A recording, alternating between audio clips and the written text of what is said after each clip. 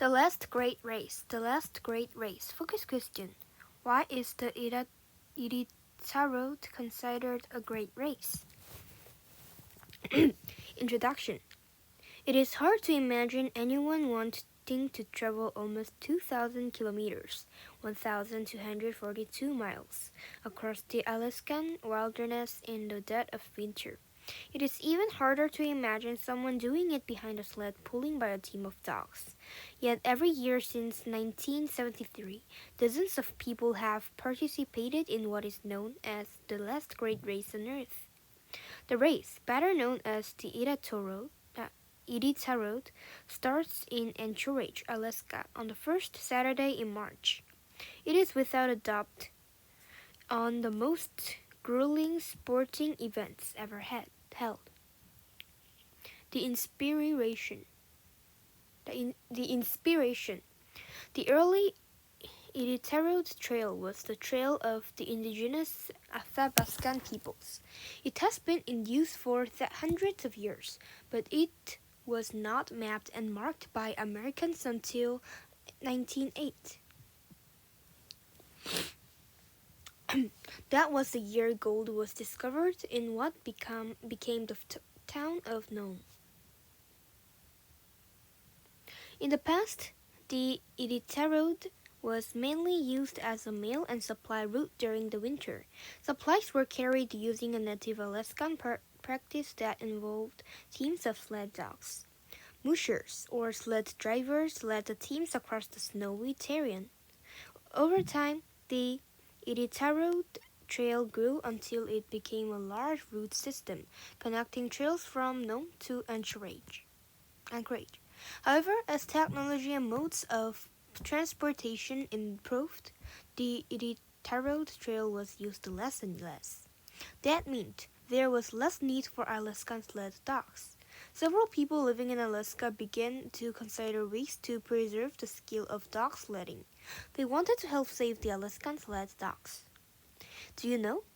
Some people mistakenly give the Serum Run of 1925 credit for being the inspiration behind the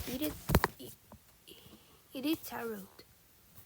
The Serum Run happened after a terrible disease called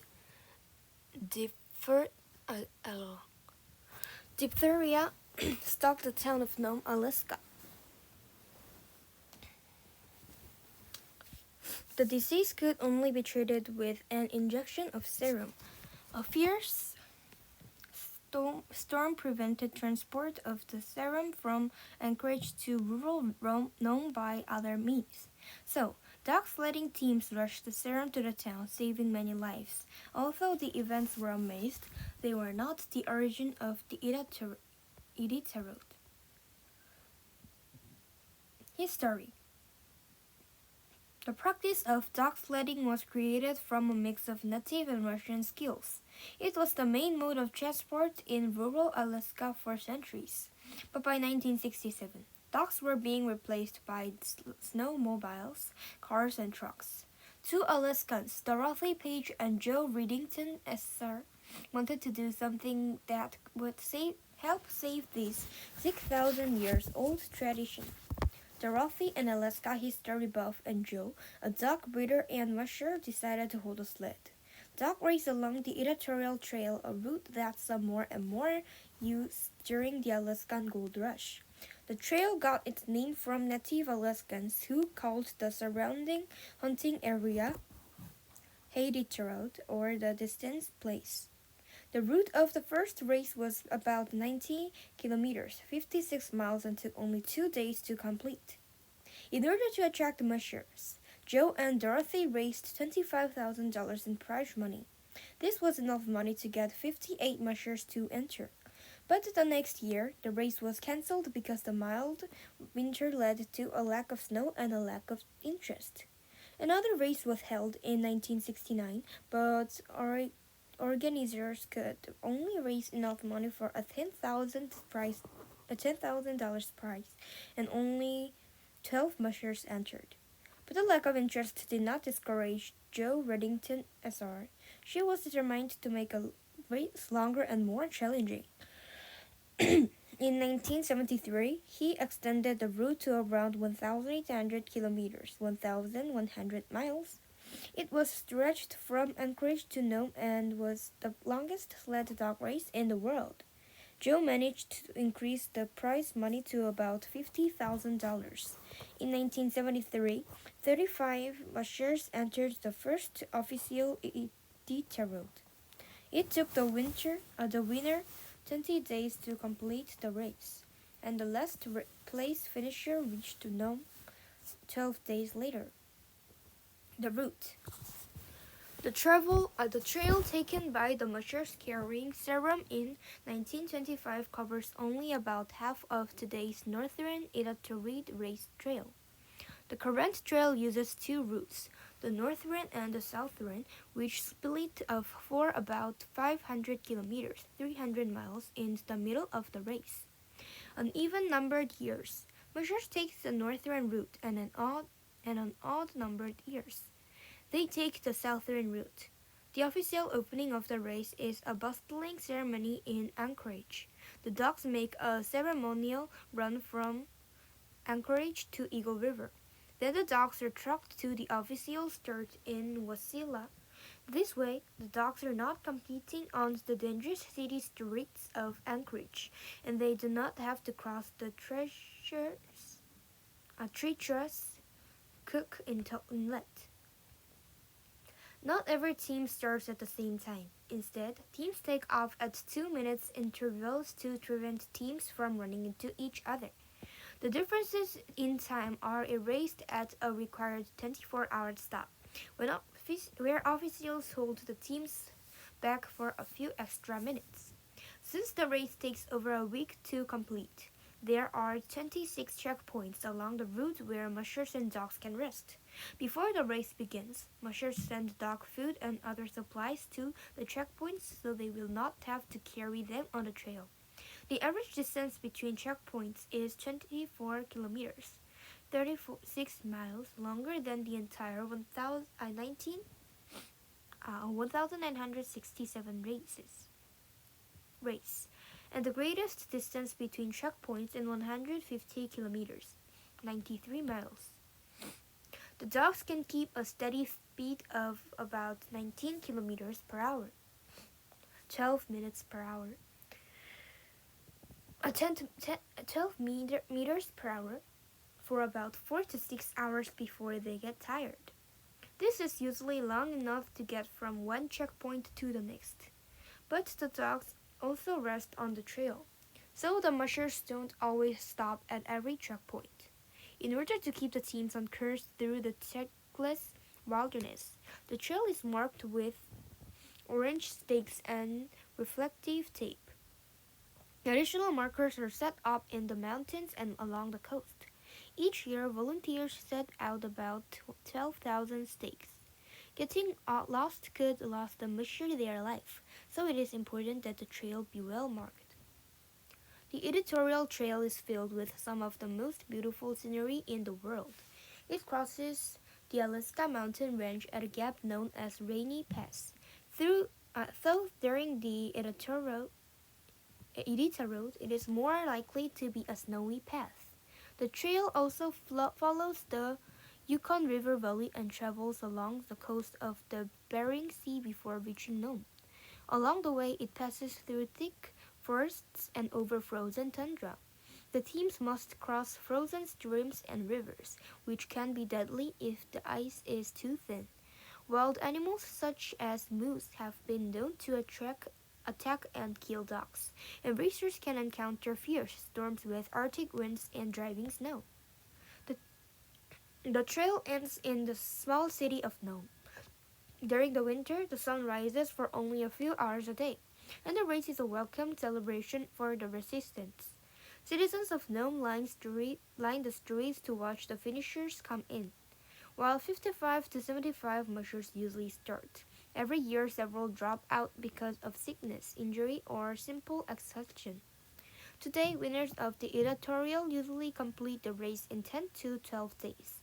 A record time of 8 days, 18 hours and 46 minutes was set in 2011 by Inupiat Jewish racer John Baker. There can be a full week between the times when the first and last mushers cross the finish line. Do you know? During the early days of dog sledding, a red lantern was hung outside a checkpoint to help the musher find shelter. The lantern remained it until the musher arrived. Today, a red lantern is hung over the finish line of the Idaho Road. The lantern is lit at the start of the race, and the last musher to cross the line puts it out. The mushers. Mushers come from all walks of life. They include professional aliases, tradespeople, authors, doctors, teachers, and lawyers. Since 1974, people of all genders have competed in the Idaho Road. 2 women have won the race. One of them, Susan Butcher, has won 4 times. While many are Alaskans, mushers come from all around the world.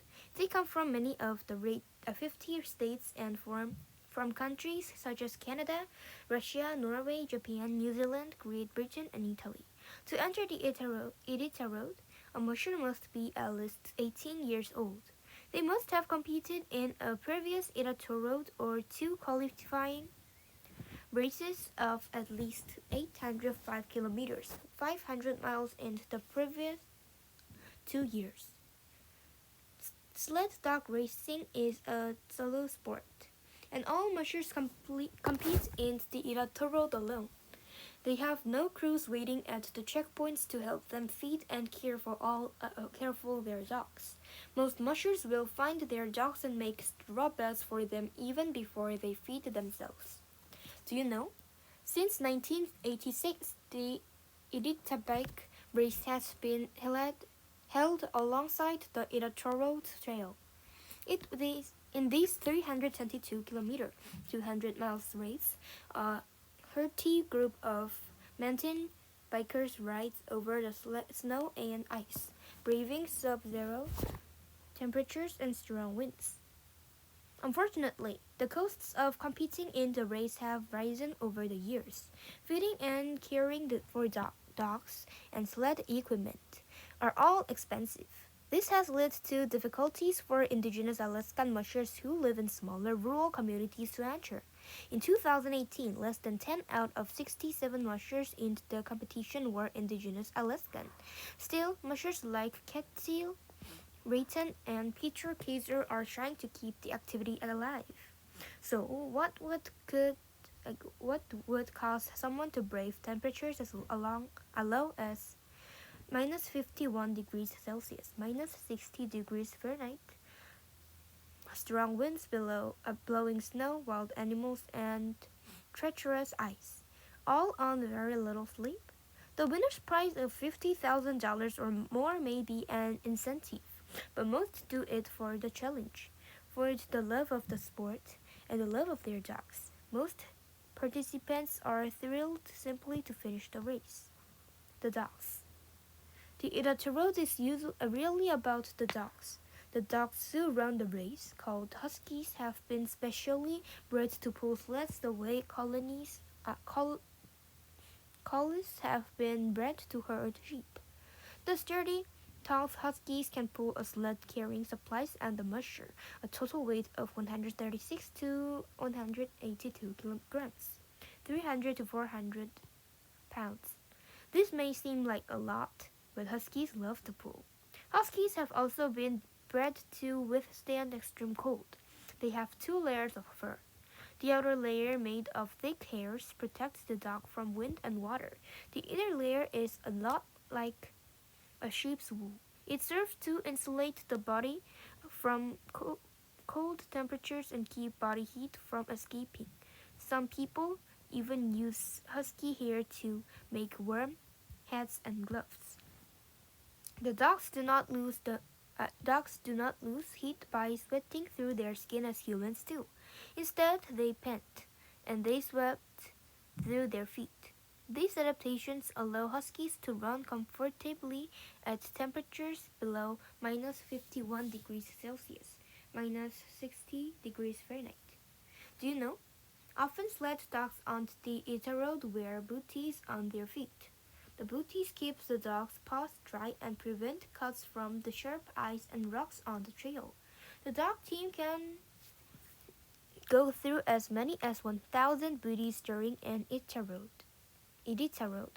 This can get pretty expensive since the booties cost about 50 cents each. Huskies have also been bred to work as a team. It is important since the whole team must work together to pull the sled. An Iditarod team can have as many as 16 dogs. Usually, an experienced lead dog runs at the front of the team and helps set the pace. Huskies are extremely friendly dogs, and like most dogs, they love to please their owners. Care of the Huskies before, during, and after the race is of utmost importance to the musher and to the officials who run the Iditarod. Veterinarians wait at each checkpoint to examine the dogs as they come in. Dogs suffering from frostbite, exhaustion, or injury are pulled from the race. In fact, most mushers drop off on or more dogs that become tired or don't want to run anymore. There are three mandatory stops during the race to let the dogs rest. The first one, taken as the musher's choice of checkpoint, is 24 hours long. The other two are 8 hours long and are made at specific checkpoints. Mushers who mistreat their dogs are disqualified. The dogs eat a lot during the race to keep their energy high. One dog can consume up to 10,000 calories per day. The dogs' diets are rich in fat and protein from meat, poor fat, and dry dog food. They also need a lot of water, which the mushers warm up so that the dogs will not lose heat. The dogs typically eat 3 meals a day during rests, and they also get lots of snacks on the trail. Like any athletic team, the dogs go through rigid training before the race. Sled dogs are trained to pull from the time they are puppies. Between September and February, before the Iditarod, teams make practice runs of up to 3,153 kilometers, 1,400 miles. They also compete in smaller races of 322 kilometers, 200 miles or more. In the end, the best trained team is usually the winner. Conclusion: the Iditarod, also known as the Last Great Race, is a grueling competition between sled dog teams. The race across the Alaskan wilderness for 10 to 12 days for a more than $50,000 prize. Mushers come from around the world to compete. Journalists, TV networks, and newspaper reporters from across the globe come to cover the race. But it is not the money or the fame that attracts the mushers. The mushers do not really race their teams against one another. They race against the hardship of the wilderness and against themselves.